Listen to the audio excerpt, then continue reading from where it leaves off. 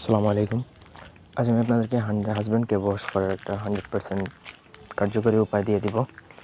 শিখে রেখে যদি দেন তাহলে আপনার হাজব্যান্ডকে আপনি আপনার জীবনের যে কোনো মুহূর্তে যে কোনো সময় তাকে আপনার বশ করে ফেলতে পারবেন ইজিলি, যদি আপনার প্রয়োজন পড়ে শিখে রাখতে পারেন। এবং আপনি যদি ভুক্তভোগী হন তাহলে আপনি এটা যখন তখন প্রয়োগ করতে পারবেন।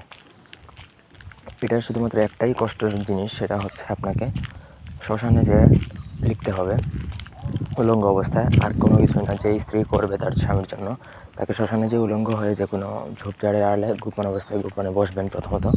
তারপর নিজের পিরিয়ড বা মাসিকের রক্ত দ্বারা স্ক্রিনে দেওয়া নকশাটা লিখতে হবে। তো আমি বিস্তারিত পরবর্তী বলছি, প্রথম থেকে ভিডিওটা না টেনে শেষ পর্যন্ত দেখবেন। আমার চ্যানেলটা সাবস্ক্রাইব করবেন, লাইক করবেন, শেয়ার করবেন। ব্যক্তিগত যে কোনো প্রয়োজন বা যে কোনো কাজের জন্য স্ক্রিনে দেওয়া নাম্বারে সরাসরি ফোনে, হোয়াটসঅ্যাপে বা ইমোতে যোগাযোগ করে যে কোনো কাজ করাতে পারবেন, দেশে বা দেশের বাইরে থেকে। তো এটার জন্য প্রথমত আপনাকে নিজের পিরিয়ডের রক্ত দ্বারা ভোজপাতার মধ্যে স্ক্রিনে দেওয়া যে ছোট্ট নকশাটা লিখতে হবে। লিখে নিচে আপনার হাজব্যান্ডের নামটা লিখবেন, তার পিতার নাম লিখবেন, আপনার নাম লিখবেন এবং আপনার মাতার নাম লিখবেন। তারপর আপনি এই শ্মশান থেকে লেখা শেষে উলঙ্গ অবস্থায় লিখতে হবে, কারণ এটা ওইভাবেই তন্ত্রশাস্ত্রে দেওয়া। তো উলঙ্গ অবস্থায় আপনার লেখা শেষ হয়ে গেলে শ্মশান থেকে আপনি সোজা কাপড় চোপড় পরে চলে আসবেন। এগুলো রাত্রিবেলা করতে পারলে সব থেকে বেটার হয়, কারণ হচ্ছে তখন আপনাকে কেউ দেখবে না।